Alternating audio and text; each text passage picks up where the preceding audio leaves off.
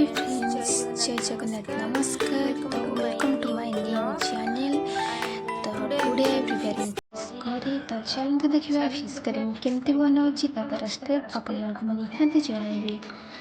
तो प्रथम फिश को आम भल भाव धोईदेवा। तो फिश को भल भाव में धोईदेला से किसी लुण हलदी और मसला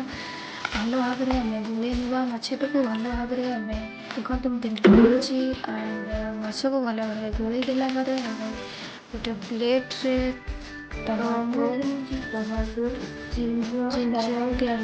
मस्टार्ड मिर्ची अनियन एंड काजू नहीं भल भाव में पेस्ट कर देखते पेस्ट हो गला तो पैन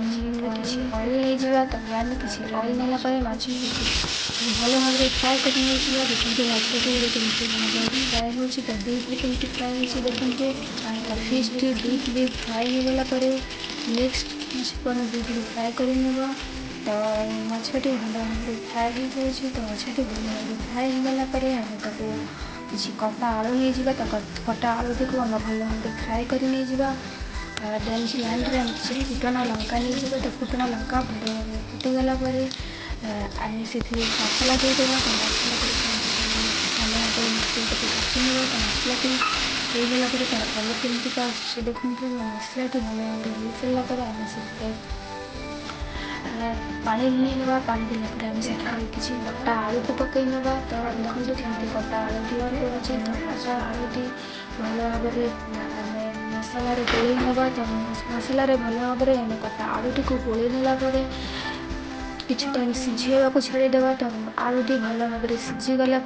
आम खटा आंबुल देदेवा तो आंबुल देला किसी टाइम सीझे ना